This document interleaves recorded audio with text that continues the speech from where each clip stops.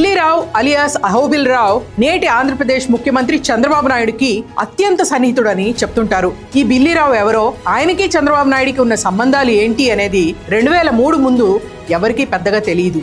అహోబిల్ రావు alias Billi Rao, Prabhakar Rao alias Pat రావు అన్నదమ్ములు. ING academies భారత private limited అనే ఒక కంపెనీలో వీళ్ళిద్దరూ షేర్ హోల్డర్స్.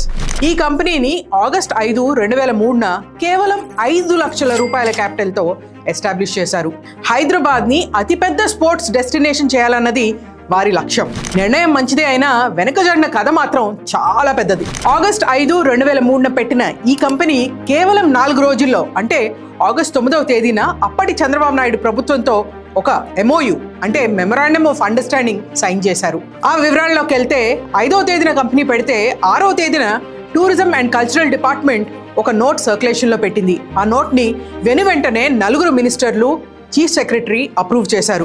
ఇది జరిగిన 3 రోజుల్లోనే, అంటే 9 ఆగస్ట్ 2003 ఐఎంజీ భారతతో ఈ అగ్రిమెంట్ ప్రకారం యూనివర్సిటీ ఆఫ్ హైదరాబాద్ కు చెందిన గచ్చిబౌలిలో ఉన్న 400 ఎకరాలు, శంషాబాద్ లోని మామిడిపల్లిలో ఉన్న 450 ఎకరాలు, అంటే మొత్తం 850 ఎకరాలు ఐఎంజీ భారతకి ఎకరం కేవలం 25,000 రూపాయలకి ఇవ్వాలని నిర్ణయించుకున్నారు. అంటే మొత్తం 850 ఎకరాలు కేవలం 2,12,50,000 రూపాయలకి ఇచ్చేస్తామని సంతకాలు పెట్టుకున్నారు. అంటే జస్ట్ 2 కోట్లకి 850 ఎకరాలు. అమేజింగ్ ఆఫర్ కదా. అదొక్కటే కాదు, దీంతో పాటు ఓ 5 ఎకరాలు బంజారా హిల్స్, శిల్పారామం, మాదాపూర్ పరిసర ప్రాంతాల్లో ఇవ్వాలని కూడా ఆ అగ్రిమెంట్ లో ఉంది.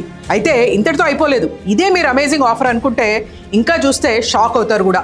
GMC Balayogi stadium, Gachibowli indoor stadium, Gachibowli aquatic stadium, KVB Reddy Yousufguda indoor stadium, hockey stadium, Saroor Nagar indoor stadium, SAP Osmania university stadium, LB tennis complex, LB indoor stadium, university of Hyderabad shooting range, ఇలా మొత్తం 10 స్టేడియాలను 4 రోజుల వయసు ఉన్న ఈ కంపెనీకి ఇవ్వాలని కూడా ఈ ఒప్పందంలో ఉంది. ఈ స్టేడియంల నిర్వహణకు సంవత్సరానికి 2.5 కోట్ల రూపాయలను కూడా ప్రభుత్వం ఎదురు చంద్రబాబు దోస్తుల కంపెనీకి ఇవ్వాలని ఆర్డర్ పాస్ చేశారు.